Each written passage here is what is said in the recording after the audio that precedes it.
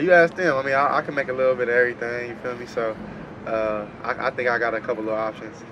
CJ, when did you feel comfortable in that role too last year as you rolled into finally being named the starter? You know, I would think it's hard to really exert yourself as a leader, but exude as a leader. But when did you start to feel comfortable in that? For me, I mean, I think I'm a natural born leader. I think I've been called to be a leader, not just in football, but just as a man of God. So it was never nothing new. Like I was doing this stuff, I mean, freshman year. So it's just now kind of gets a little bit more talked about, which I understand. But I definitely think that prepared me for being more of a leader. Like being, of course, as a quarterback, you're always a guy, but like I think when you come to a place like Ohio State, I mean, you have over millions of fans, millions of people who love Ohio State, love the Buckeyes. Now you're leading them in a sense as well. So I definitely feel that, and I respect that responsibility, and I try to do my best to be the best I can be. What's your leadership style? Honestly, I think I do everything. Like I'm very vocal. Sometimes I think I'm too vocal. Uh, I try to keep it real just because I feel like those who keep it real with you in your life are the ones who do care.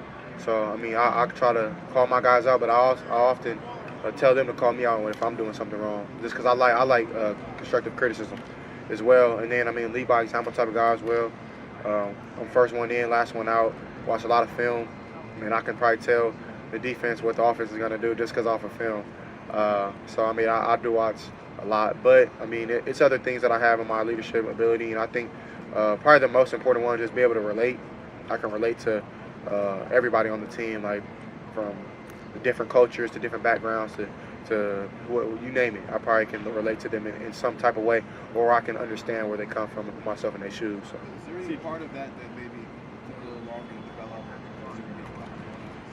I think the leading by example way, just because I mean, before I met Coach Mick, I probably never touched a weight before, and now I'm like 220 and like I can lift a lot more than I used to. I'm decently strong, not crazy strong, but I think maybe that, and he's the one who really like drove me into making myself like that because I didn't want to be that at all. I wanted to just play football. I was like, Coach Mick, I can throw, it'll work. He's like, nah, you're gonna get hurt. Like you gotta lift. So that was one of the reasons why I even chose Ohio State was because of Coach Mick. What were you when you got here? Like 189, 192. Like I gained like 30 pounds, but a lot of muscle, so it's cool. CJ, when you talk about learning the defense and learning the team, like the back of your hand, what have you learned about Notre Dame's defense and what they bring to the table on September 3rd? Right. Notre Dame is, I mean, a great team. Do a lot of great things. Greatly coached. They do a great job on the defense side. Have some great players, great dynamic players. So they do a lot of different things up front. They like to twist, turn. I mean, some different fronts. And then, I mean, on the back end, not too sure because I think they changed defensive coordinators. But at the same time, I mean, I'm ready for everything. I try to do at least. But with a team like that, man, you just got to respect them. And I think it's going to be a battle. And it's going to be a great game. What's the magnitude of this game? That's the build up to it. You guys playing Marcus Freeman's alma mater is Ohio State. What's it good like for you guys coming up to this day? Right.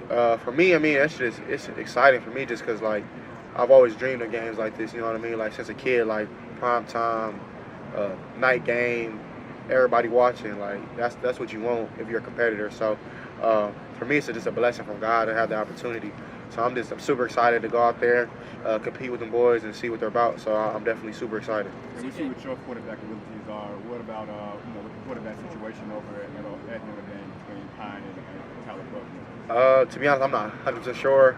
I try to stay in my lane, but I did work with Drew Pine at the Elite 11 and at a couple other events, and he's a good dude. I definitely rock with him off the field. But he can spin it as well. So, I mean, I'm not sure. And I know Tyler, he's from home. He's from, I think, San Diego, I believe. And he's a good quarterback as well. So, I mean, I'm excited to see, who comes out.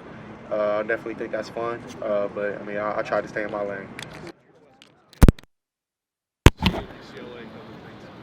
I think it's cool. I definitely think that it's a unique situation. I wish that I would have been able to play at the Coliseum. That was always been a goal of mine to play in the Coli. Of course, I got to play in the Rose Bowl, which was amazing. But I definitely want to play USC, but it's okay. But I definitely think it's a good opportunity, not only just for the Big Ten, but also for recruits. I know, like, even me being a California kid, it was hard for me to leave home but I wanted to play in the Big Ten and play against other competition. So this gives them that opportunity. You know what I mean? So same thing with the Big Ten kids, like the Midwest kids. If they want to go to the West Coast, now they can come back home every now and then. You know what I mean? So I definitely think that it's a positive thing. You have friends that are recruits on the West Coast that maybe they pick your brain on what's it like to go to school and play a couple thousand miles from home.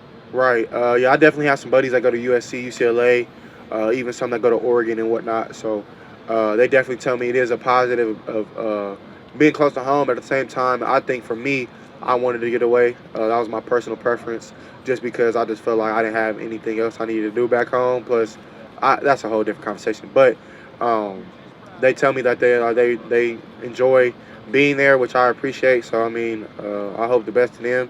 But I like Ohio State. CJ, can you talk a little bit about being a Heisman front runner and what that means? How does that motivate you? I know obviously last year you didn't win the award, but you're right there. So this year heading in, how does that help you? Right. Being a finalist definitely was just a blessing. I've been dreaming of that moment for my whole life, ever since I dedicated my life to football. And for God to just bless me like that, as quick that it came, it was amazing.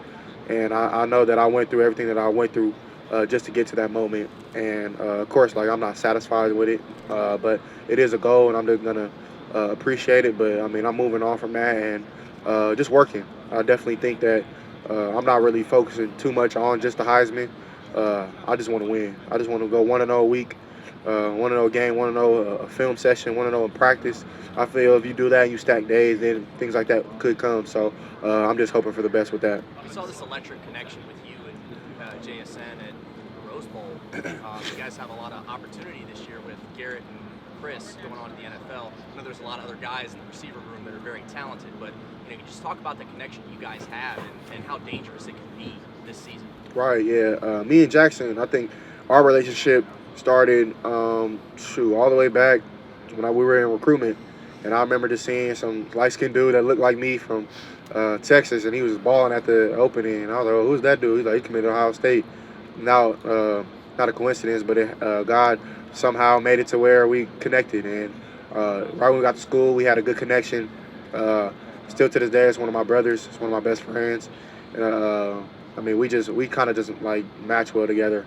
We get each other, and I definitely think the stuff that we do off the field does play into what we do on the field, and that's what our chemistry comes from. So I'm super excited.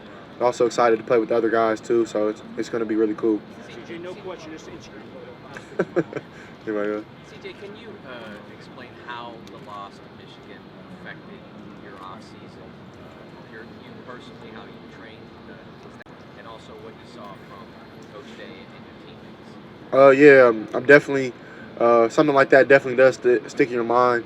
But you got to be able to move on and just learn from it.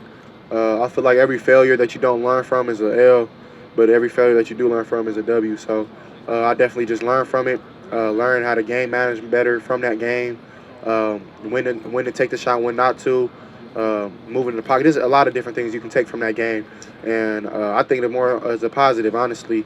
I know it sounds weird to say, but I mean, I'm living my dream, you know what I mean? Like, even though I wanted to win so bad, and I'll have another opportunity, hopefully, by the glory of God. So, just definitely working towards that in the offseason, and it's always in the back of my mind. So. It had been basically a decade since they had beaten Ohio State. Did them winning sort of reignite the rivalry between you two? No, that's always a rivalry. To me, I mean, I don't care if we beat them 100 times or they beat us. Like, it doesn't really matter. Like, at the end of the day, I wouldn't say it's like bad blood off the field, but in the sense, like, we just it's two great traditions on both sides, two great programs and great players on both sides that both have dudes in the NFL doing it now.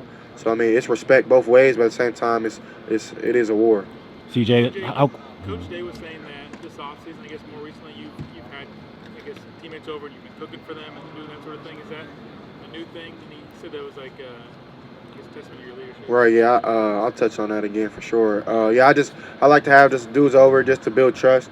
Just being me myself being a leader, not just leading by example or leading on the field, but off as well, just showing them kind of my lifestyle, how I live, and just try to show the younger dudes that there's other ways than just balling on the field. You can be successful as a businessman too. So I show them some different things that I do, in the NIL space and just cook for them, just have fellowship, have a brotherhood. CJ, how quickly did you start looking again at facing Michigan this upcoming year after the loss last year? I mean, I don't know. I mean, you think about that game for forever. I mean, I'm not sure. Definitely still thinking about it to this day, but at the end of the day, you got to move on. You got to go play the next game. I mean, I'm blessed to even be where I'm at, so it is what it is. How has the NIL, how has that changed